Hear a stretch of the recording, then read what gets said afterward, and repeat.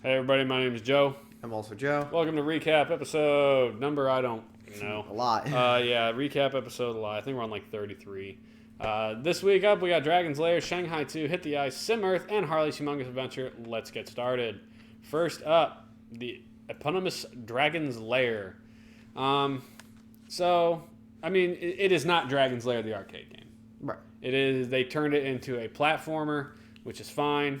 The game looked cool. I liked the animations, the character, the art style. Everything looked great. The sound was good. It definitely looked a lot like the movie, I think. Like the At movie. least the cutscenes. Yeah, there's No, a movie. there is a movie? There's a movie. Dragon's Pretty Lair? sure there's a movie. I don't know. There might be. If there was, we sure as hell didn't watch it. I just know that the original Dragon's Lair was on Laserdisc. Like, it was hand-drawn cell animation. So it almost was a movie into itself. It basically was a movie. So yeah, everything about the game looked and sounded great. I actually really liked the design. I liked the graphics a lot. Yeah, we liked the way it looked. We, however, did not particularly care for the way it played. Nope. You are very slidey. And I guess that's physics. One object in motion stays in motion. There are some... Dirk in motion does not stop. The Dirk once in motion is the Dirk in motion. There are some blind jumps in this game that are required. And then the hitboxes tend to be a little weird. Yeah. Which kind of irritated us.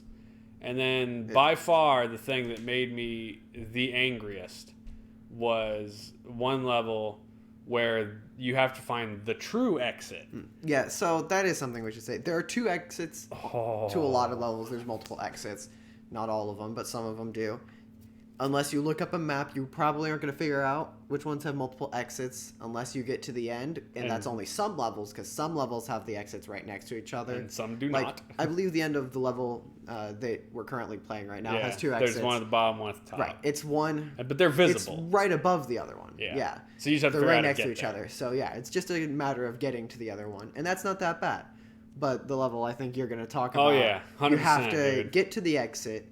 And the exit is just like the exit to the first level. It's a small window into the castle wall. But that's not the actual exit. That one leads you back to the level before. Yeah. So Instead, you have to make the blind knowledge to jump over the door, exit onto a roof, then which jump, stops you. Yep. And then you have to jump over the again roof. and again to get over the roof to fall down on the other side of the tower, which at no point... The screen doesn't scroll over to the other side. It stops at the edge of the tower. There is no reason you would ever think to do that. Right. It is bullshit of the highest degree. There's also and I rolled this straight thumbs down because of it. infinitely spawning dragon. Yeah, and the couple levels that chase you. Which isn't that bad. Actually, in my it's opinion. in every level, isn't it? It is in every level. Yeah, It he's isn't not that bad. It becomes bad when it's a level where you're trying to make a jump and he spawns and knocks you down a pit. Yeah. Look, I mean, yeah, the game actually looked and sounded great. We do also, I feel like we should mention the water levels with the Oh, barrels. Because the are- water levels aren't bad. It puts you in a bubble. Physics again. Right, and it's momentum-based bubble. And I don't know if there's a speed cap to it. Like, I'm pretty sure you can just infinitely go faster. But the point is, there is a water level where you just have to know that you can push the barrel into the water, and then once in the water, you can bounce it up. And you have to bring the barrel from the beginning of the level to the end, all the way to the end, and then get another barrel and bring it all the way to the middle to actually get to the exit. And it's bad. You just have to know Yeah. that is something that you have to do. And there's no way to like figure it out either. Like, you would have to screw up and die multiple times to be like, oh, this is what I'm supposed to do, and that's Also, just irritating as unless hell. you want to backtrack a lot and play a lot of unnecessary levels, look up a level map. Yeah. There is a game FAQ that has the maps of each level, and it tells you where the exits are, and it tells you what level the exit leads you to. Yeah. And we had to use that a lot. It is definitely... This is definitely a game that you beat because you had a Nintendo Power magazine that probably told you things. So, in the end, because of the all of the bogusness. All of the bogusness, we ended up thumbing down this one. 2 thumbs down. Next up, Shanghai II, The Dragon's Eye. Looks amazing right there. And then you're like, okay, cool, probably an awesome platformer. And then you press start, and it's not an awesome platformer. It's fucking Mahjong. Now, don't get me wrong. I enjoy Mahjong. Yeah, actually, Mahjong's a fine. The American version of right.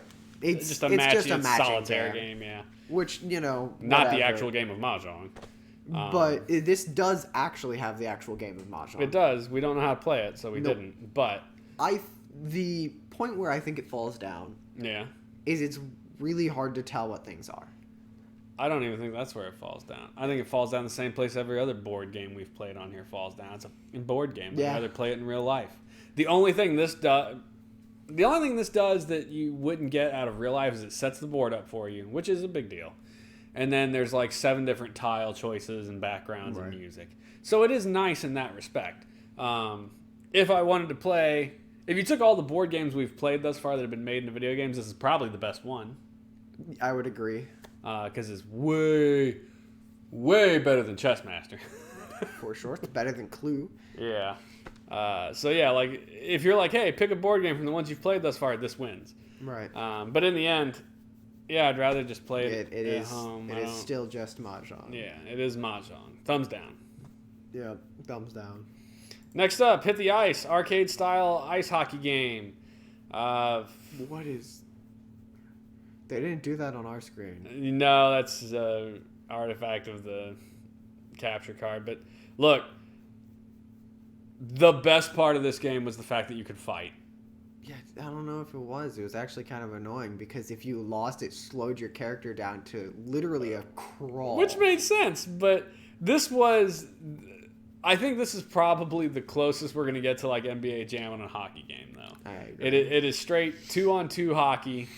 Well, 3-on-3 if you count the goalie. And your giant chunky sprites. The screen is left to right instead of up and down, which I liked. And I don't think we're ever going to see that again in a hockey game on the Super Nintendo, frankly. Because I'm pretty sure everything else from here out is NHL, and that's all up and down. I will say, for this game, you cannot switch to a second player. You are always that first player. Yep. You are also controlling your first player and the goalie at the same time. Yeah, that's irritating. If you're trying to move out with the goalie, your dude will just go off the screen. And a lot of the time, if you're playing person versus person, the CPU has your other player in the most useless spots sometimes. Yeah. I did like the way the game looked. I liked the really chunky sprites and the exaggerated facial expressions. You can see them within the character portraits. And you can actually, I mean, the models, the sprites are big enough, you can kind of see their crazy looking faces in there. And then it really zooms in when you get into a fight. And I love that fighting is easy in this game, whereas... NHL PA or whatever supposedly you could get into a fight and we never did. This one, all you have to do is like bump into a dude 3 or 4 times and you just have to smack him like 15 times. That's it. There's no penalties, there's no icing, it's just run around. And I love the uppercut. The guy's head's like blah, blah. Yeah, unfortunately, as much as I liked the way it looked, it did not make it a good game. Nope. So this also received 2 thumbs down. Next up, Sim Earth. So, Sim Earth is Sim City on a planet-wide scale. And you are bringing the planet from beginning to end. Well, to whatever the scenario tells you to do. And for this first one, it was to civilization, which was create fire. That was the rule. You had to have some creature that could create fire, is my assumption. So you had to raise land out of the ocean, somehow start terraforming the land, get sea creatures to evolve into amphibians, to evolve, I guess, into eventually monkeys? I don't know. This game we gave 2 thumbs down. Yeah. It doesn't look terrible, but it is a very simplistic view of a game. The music was okay. It was a nice, calming SimCity type track. The music was fine. The problem is time. Unless you know what you're doing, which we didn't, or unless you have a lot of time, I can't even think of how long this game would take, dude. Because we spent a solid 50 minutes playing it. You got what? I got an island. There were 2 islands. Yeah, I managed to pull an island up. Another island naturally spawned. And then... You got a reptile.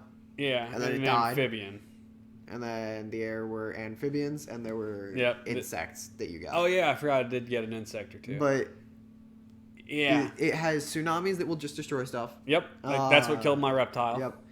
And it takes energy to do everything, and the energy comes back really slowly. Yeah. If you could turn off the energy and just really slam away at it, maybe it'd be great. There is also a lot to it. Like, there is the map view, there is the temperature view, the world view, there is ocean currents. Right, ocean currents, there's the planet water temperature. cycle. You can change the makeup of the Earth's core so it changes the magnetics. You can change the atmosphere. Like, it is a bonkers amount of micromanagement. And I'm sure if you made this today, there would be more. But it would also probably be significantly easier to control. And it would probably be a computer game. I won't argue with that. Yeah, there's a reason most SimCities are on the computer, not on a video game system. The original SimCity lent itself well to Super Nintendo, I think.